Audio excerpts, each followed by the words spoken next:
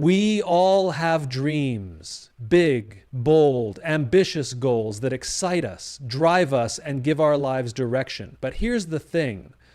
Sharing those long-term goals with just anyone can be one of the most dangerous things you do. The moment you put your vision out into the world, it becomes vulnerable. It becomes subject to opinions, to doubts, to the limiting beliefs of others. And here's the real challenge. Most people don't see the world the way you do. They don't have your perspective. They don't share your passion. And because of that, they may not understand the depth of your commitment or the reasons behind your aspirations. When you announce a goal too soon, you invite a reaction. That reaction can be supportive, sure, but more often than not, it comes in the form of skepticism, resistance, or even subtle discouragement. People project their own fears, their own limitations onto you. They'll say things like, "That's going to be really hard," or "Are you sure you're ready for that?" Or "Most people fail at that, you know." And here's where it gets even trickier. Your brain, as powerful as it is also deeply susceptible to suggestion. When people question your ability to achieve something, those doubts don't just disappear. They settle in. They start to echo in the back of your mind, shaping your thoughts, your energy, your momentum. And before you even realize it, you're second-guessing yourself. You're hesitating. You're slowing down. But let's go deeper. Let's talk about why we feel the urge to announce our goals in the first place. We crave validation.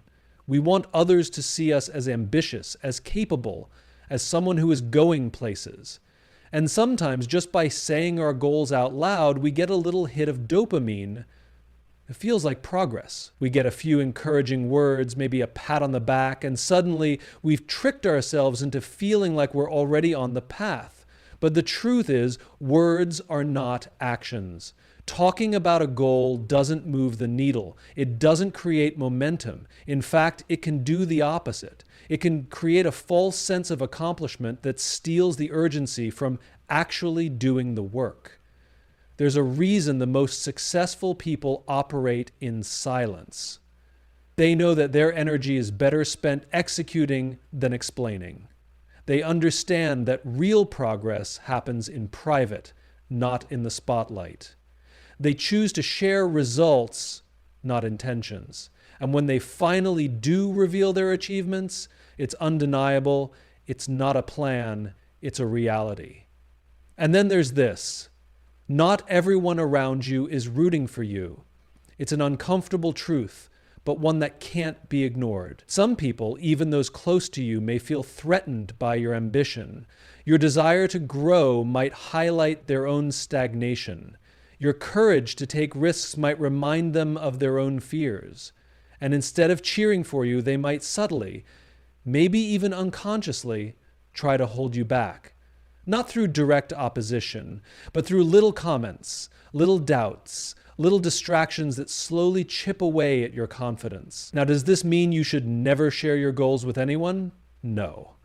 But it does mean you have to be intentional. You have to be selective. You have to protect your vision like a fragile seed. Plant it in the right soil, surround it with the right environment, and nurture it with the right mindset. Because at the end of the day, your long-term goals are yours. They don't need validation. They don't need permission. They just need action. We all have weaknesses. Areas where we struggle, where we feel inadequate, where we fall short. And in the right environment, sharing those weaknesses can be powerful. It can foster trust, build connections, and create opportunities for growth. But here's where the danger lies. Not everyone deserves to know your weaknesses. Not everyone will handle that information with care. There's a fine line between vulnerability and exposure. Vulnerability is about trust. It's about opening up in a space where you feel safe, where the people around you respect you, where your honesty will be met with support rather than judgment. Exposure, on the other hand, is what happens when you reveal too much, too soon, to the wrong people. And once that happens, you lose control over how your weaknesses are perceived and how they are used. Because not everyone listens with the intention of understanding. Some people listen to evaluate. to compare, to judge, to use what they learn not to support you, but to position themselves above you. And in a world where competition is often valued more than collaboration, your weaknesses can quickly become someone else's advantage. Think about it. If you expose your insecurities to just anyone, you give them power over you. You give them the ability to define you based on your flaws rather than your strengths. And the truth is, people don't always see the full picture. They don't always recognize that weakness is just one part of a much bigger story. Instead, they focus on that one thing you struggle with, and they reduce you to it. Oh, they're not very confident. They're not good under pressure. They have trouble speaking up. And once a label like that sticks, it can be incredibly difficult to shake. But it's not just about perception. It's about protection. The more people know about where you struggle, the more opportunities exist for that information to be used against you. Maybe not in a direct or malicious way, but in subtle, quiet ways that can influence decisions about you. Opportunities that might have been given to you suddenly go to someone else. Conversations that could have included you now happen without you.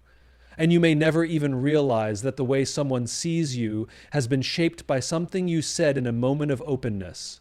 And then there's the emotional weight of it all. When you share a weakness, you make yourself emotionally vulnerable. You open yourself up to opinions, to unsolicited advice, to feedback that may not actually help you. Not everyone who listens is there to support you. Some are just there to dissect you. And if you're not careful, you can end up carrying not only your own self-doubt, but the weight of other people's judgments as well. Of course, this doesn't mean you should never acknowledge your weaknesses. Growth requires self-awareness. It requires honesty. But that honesty should be strategic. It should be shared in environments where you feel safe, with people who genuinely want to see you succeed, with those who will help you turn weaknesses into strengths rather than use them as a reason to doubt you. Because at the end of the day, your weaknesses don't define you. But in the wrong hands, they just might be used to try. Money is a deeply personal subject. It carries weight not just in numbers, but in emotions, in status, in perception. And when you're facing financial struggles, it can feel isolating, frustrating, even overwhelming. The temptation to talk about it, to share your challenges, to seek advice, or even just sympathy is strong. But here's the hard truth. Not everyone needs to know about your financial struggles, and not everyone who listens will have your best interests at heart. Because money is not just about survival, it's about power. It's about influence. And the way people perceive you financially shapes the way they interact with you in ways you may not even realize. The moment you expose your financial difficulties to the wrong people, you risk being judged, underestimated, or even taken advantage of. There's a reason financial struggles are best handled with discretion. In the wrong circles, revealing them can alter relationships in ways you can't control. Some people may see your hardship as a weakness. They may begin to question your decisions, doubt your abilities, or even distance themselves from you altogether. Others may use it as an opportunity not to help you, but to gain leverage over you. Because in a world driven by transactions, social, professional, and personal, people make unconscious calculations about the value others bring to their lives.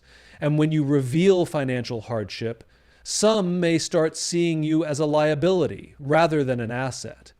They may assume that you're unreliable, that you're desperate, that you need something from them. And the moment that perception shifts, the dynamic of your interactions changes. Consider the workplace. If your employer, colleagues, or business partners become aware of your financial struggles, what happens? Do they see you as the same confident, capable person? Or do they start making assumptions? Maybe you'll settle for less. Maybe you'll tolerate unfair treatment. Maybe you're not in a position to negotiate. That knowledge gives others unspoken power over you, and whether intentional or not, it can influence opportunities, promotions, and the way you are treated. And in social circles, the effects can be just as damaging. Some people will sympathize, others will distance themselves. And then there are those who will take advantage, offering help that comes with hidden strings, with unspoken expectations, with obligations that you didn't agree to but suddenly feel pressured to fulfill. And then there's the psychological toll. The more you talk about financial struggles in the wrong circles, the more those struggles become your identity. You start defining yourself by what you lack rather than by what you can create. You begin to absorb the limitations others place on you. And without realizing it, you start making decisions not based on possibility, but on fear. But let's go even deeper.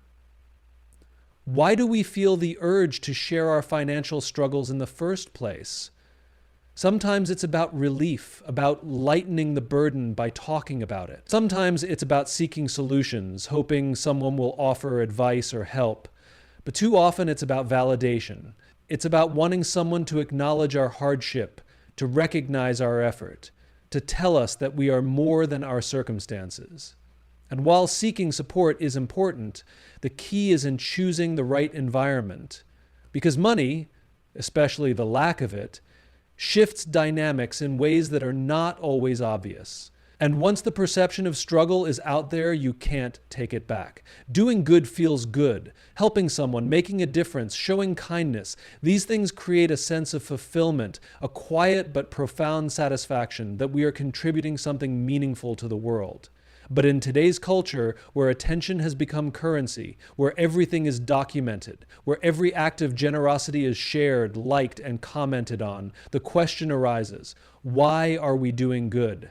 There is a danger in seeking validation for the good we do. When good deeds are done for praise, for recognition, for the applause of others, they become something else entirely. They become a transaction, a performance, a carefully curated display of generosity rather than a genuine act of kindness. And once that happens, the purity of the deed is lost. Because true kindness, the kind that changes lives, the kind that matters, does not need an audience. It does not seek a stage. It does not require a round of applause. It exists simply because it is the right thing to do. But when the motive shifts from helping to being seen helping, everything changes. Consider this. If no one knew about your good deed, if no one ever acknowledged it, would you still do it? Would it still hold the same value for you? This is the test of true generosity. Because the moment recognition becomes the goal, the deed itself becomes secondary. It becomes about you, not the person you're helping. And here's the real danger. When people begin to associate doing good with external validation, they start to chase the reward rather than the impact. They start selecting acts of kindness based on visibility rather than need. They help where there's an audience, not where there's actual suffering. They give where they will be noticed, not where the giving matters most. But let's go deeper. Why do we crave praise for our good deeds? Why does recognition feel so important? At the core of it, we all want to be valued. We want to know that we are making a difference. We want to be seen as good, as kind, as someone who contributes. And there's nothing inherently wrong with that. But when the desire to be seen doing good overshadows the desire to do good, the very essence of generosity is compromised. Because when we seek validation for our kindness, we become dependent on it. We start measuring our impact by the number of likes, the number of comments, the number of times someone acknowledges what we've done. And if that validation doesn't come, does the act suddenly feel less meaningful? Does it feel like it was wasted? And then there's the social effect. When good deeds are constantly broadcast, they create an unspoken pressure. People begin to feel that kindness must be displayed to be real, that generosity must be visible to be valuable, that if no one sees it, it doesn't count. And this mindset slowly erodes the most important part of giving, the fact that it is meant to be selfless. But let's consider something even more powerful: silence. The ability to do something good and walk away without needing recognition. The ability to help someone and expect nothing in return. The ability to make a difference not because anyone is watching, but simply because it's needed. That is the highest form of generosity. The kind that leaves a lasting impact, not because it was seen, but because it was felt. There's an undeniable excitement that comes with planning something big. A new opportunity, a bold idea, a goal that pushes you beyond your comfort zone. And naturally, when we feel that excitement, we want to share it. We want to tell people what we're about to do, where we're headed, and how great it's going to be. But there's a danger in revealing your next move too soon, because not every plan is ready to be exposed, and not every audience is ready to receive it the way you intend. The moment you share your next move, it becomes vulnerable. It is no longer just an idea in your mind, protected from external forces. It is now open to opinions, doubts, and in some cases, resistance. And while we'd like to believe that people will always be supportive, the reality is that not everyone will understand your vision. Some will question it, some will criticize it, and some, consciously or not, will discourage you from moving forward. But let's go even deeper. Why do we feel the urge to announce our next move? What is it that compels us to tell others what we're about to do? More often than not, it's about validation. We want reassurance. We want confirmation that we're on the right path. We want the people around us to recognize our ambition, our creativity, our drive. And in seeking that validation, we unknowingly put our plans at risk. Because when we rely on external approval, we give away our power. And here's where it gets dangerous. The brain, in its complex way of processing ambition, sometimes mistakes talking about a goal for actually making progress on it. The more we talk about something, the more real it feels. And that sense of accomplishment can create a false sense of progress. We start to feel as if we've already taken steps, when in reality, all we've done is announce an intention. Consider how many times people share their grand plans only to lose momentum shortly after. How many ideas have died, not because they weren't good, but because they were exposed too early. How many dreams have faded because they were discussed more than they were executed. The energy that should have been spent building was instead spent explaining, justifying, and seeking approval. And then there's the element of competition. Not everyone who hears your plans wants to see you succeed. In certain environments, revealing your next move can open the door for others to take advantage of your ideas, to replicate them, or to create obstacles before you even get started. In business, in creative fields, even in personal development, sometimes the best advantage is silence. Because while you are strategizing, working, refining, and executing, the world remains unaware until it's too late for anyone to interfere. But it's not just about external forces. It's also about your own psychological resilience. When you announce something too soon, you put pressure on yourself. Suddenly your plan isn't just yours anymore. It belongs to the expectations of others. People start asking for updates. They start forming opinions about your progress. And if things don't go as planned, if delays happen, if challenges arise, you feel that weight. You feel the need to explain yourself, to justify why things aren't moving as fast as you originally promised. And that pressure can turn what was once an exciting goal into a burden. Think about the most successful people in any field. Their biggest moves often come as surprises.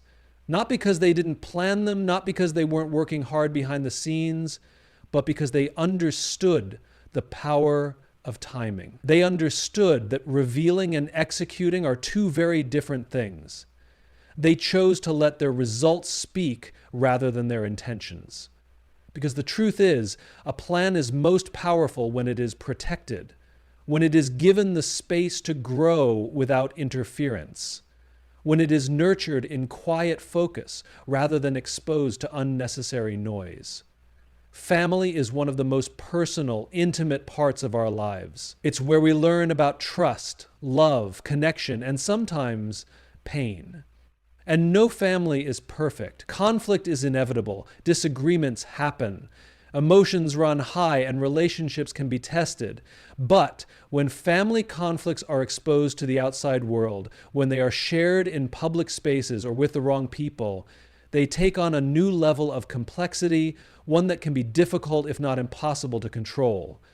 Because family issues once spoken about publicly are no longer just personal. They become subject to interpretation, judgment, and sometimes manipulation. People outside of your family don't have the full picture. They don't understand the history, the nuances, or the emotional depth of the situation. They hear one side, one moment, one reaction, and from that, they form opinions. And once those opinions exist, they don't easily go away. The biggest danger in airing family conflicts publicly is that it invites perspectives that may not be helpful. Friends, colleagues, even strangers will offer advice, take sides, or worse, spread the information further. What started as a personal disagreement becomes gossip, speculation, and sometimes public spectacle. And once a private conflict has been turned into a public matter, it becomes much harder to resolve. And then there's the matter of perception. When people see you sharing family conflicts in public, whether it's through conversations, social media, or even subtle complaints, they start forming an image of you. They may begin to question your discretion, your ability to handle personal matters with maturity, or even your loyalty to the people closest to you. Because if you are willing to expose family conflicts, what else might you expose? What other private matters are at risk of becoming public knowledge? But let's go deeper. Why do people feel the need to talk about family conflicts publicly? Sometimes it's about seeking validation. When we feel hurt, misunderstood, or betrayed by family, there is a natural urge to look for sympathy, to find someone who will confirm that we are right, that we are justified, that our feelings are valid. And while seeking support is important, doing so in the wrong spaces can create more harm than good, because when validation replaces resolution, the conflict itself is never truly addressed. Instead, it is fueled by external opinions, making it even harder to find a path forward. And then there's the long-term impact. Family conflicts are often temporary. What feels like an unfixable rift today may be a resolved misunderstanding tomorrow. But when these conflicts are made public, they leave a permanent mark. People remember what was said, what was shared, and what was exposed, even long after the conflict itself has been resolved. And sometimes, even when family members have moved on, the outside world does not. Consider the effect this has on relationships. If a conflict between siblings, parents, or extended family members is shared publicly, trust can be broken, not just between the individuals involved, but within the entire family dynamic. People start to feel guarded, wondering if their private conversations, their mistakes, or their vulnerabilities will also be exposed. And once trust is weakened, it can take years to rebuild. But the impact isn't just limited to personal relationships. Publicizing family conflicts can also affect professional and social opportunities. Employers, business partners, and even casual acquaintances take note of how people handle personal matters. Someone who openly shares family disputes may be seen as someone who lacks discretion, someone who struggles with conflict resolution, or someone who allows personal issues to spill into their public life. And whether fair or not, that perception can influence decisions, opportunities, and even relationships outside of the family itself. But perhaps the most damaging consequence of exposing family conflicts publicly is the way it shifts focus away from what truly matters: resolution. Because when a conflict becomes public, the conversation is no longer just between those directly involved. It becomes about perception, reputation, and managing outside opinions. And in that process, the real issues often get lost. The conversations that could have led to healing become battles over who is right.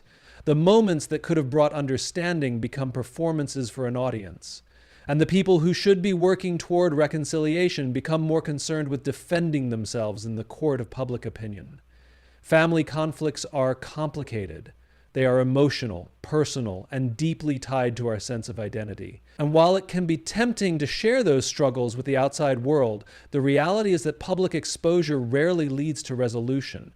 It only makes the wounds deeper, the divisions wider, and the path to healing even harder to find.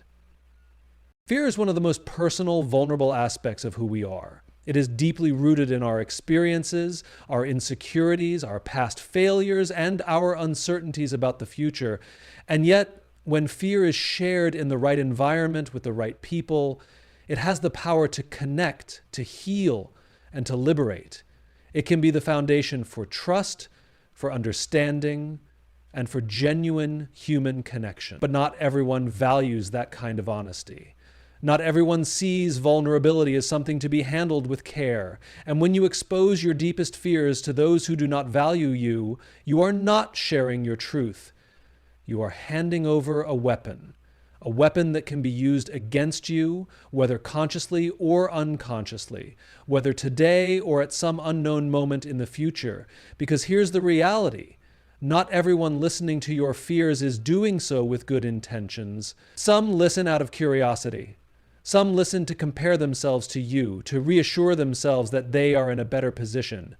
And some, whether directly or subtly, will use your fears to control, manipulate, or diminish you. When you share your fears with people who don't genuinely respect you, you give them unearned power over your mindset. You allow them to shape the way you see yourself, often in ways that reinforce the very fears you were hoping to confront. Let's break it down. Say you have a fear of failure, a fear of not being good enough, a fear of trying something new and falling flat on your face. Now imagine sharing that fear with someone who does not truly value you, someone who doesn't care about your growth, your potential, or your well-being. How do they respond? Maybe they laugh it off. Maybe they downplay it. Maybe they confirm your worst thoughts by subtly implying that, yes, you should be afraid. Or worse, maybe they pretend to care. But in moments of tension, of competition, of disagreement, they bring it back up. They remind you of your fears, not to help you overcome them, but to reinforce them. Are you sure you want to take that risk? Remember what you said about being afraid of failing. You've always been insecure about this. Maybe it's a sign you shouldn't try. And in those moments, you begin to internalize their words. You start questioning yourself in ways you never did before. Because when fear is echoed back to us by people who don't have our best interests at heart, it doesn't lead to growth. It leads to paralysis. It keeps us small. It keeps us doubting. And then there's the social dynamic. When your fears are known by those who don't value you, they become part of your reputation, part of how people define you. Sometimes in ways you don't even realize. In workplaces, in friendships, in social circles. Information travels. And once people know what you're afraid of, you don't always control how that information is used. A colleague who knows you fear confrontation may exploit that by putting you in uncomfortable situations where you won't push back. A so-called friend who knows you fear abandonment may manipulate you into overcompensating for their attention. A competitor who knows you fear public failure may find ways to put you in positions where you are most vulnerable, because in a world where power dynamics exist, whether in personal relationships or professional settings, knowledge of someone's deepest fears can be an advantage. And if that knowledge is in the wrong hands, it is rarely used for good. But let's go even deeper. Why do we feel the urge to share our fears in the first place? More often than not, it comes from a need for connection. We want to be understood. We want to be reassured. We want someone to tell us that we're not alone in what we feel. And in the right environment, with the right people, that kind of openness can be transformative. But in the wrong environment, it can be destructive. It can reinforce the very fears we are trying to move past. It can create an emotional dependency on people who don't actually care about our well-being. And it can leave us feeling even more isolated than before. Because here's the truth. The people who genuinely value you will never use your fears to limit you. They will help you rise above them. They will remind you that fear is not the final word. But those who don't value you, whether intentionally or not, will use your fears to define you, to control you, and to keep you exactly where you are. There is power in what we choose to share and what we choose to keep private. In a world that often rewards oversharing and demands transparency at every level, it is easy to forget that not everything is meant for public consumption. Some aspects of our lives, our dreams, our struggles, our vulnerabilities, are sacred. They are not meant to be exposed to just anyone, especially to those who do not value us, do not understand us, or do not have our best interests at heart. Because once something is shared, it cannot be unshared. Once it is exposed, it becomes subject to interpretation, judgment, and, in some cases, manipulation. What was once yours alone is now in the hands of others. Others who may not protect it, respect it, or handle it with care. True strength lies not in how much we reveal, but in how wisely we choose what to reveal. It lies in understanding that some things grow best in silence, that not every truth needs an audience, and that the most powerful moves are often made behind the scenes. Protecting what matters isn't about secrecy, it's about discernment. It's about recognizing that our ambitions, our weaknesses, our conflicts, and our fears are not entertainment for others, nor currency for validation. Because when we safeguard the right things, our vision, our struggles, our integrity, we retain control over our own story. We give ourselves the space to grow without interference, to heal without judgment, and to build without unnecessary obstacles. And in doing so, we create a life that is not dictated by external noise, but driven by internal clarity and purpose.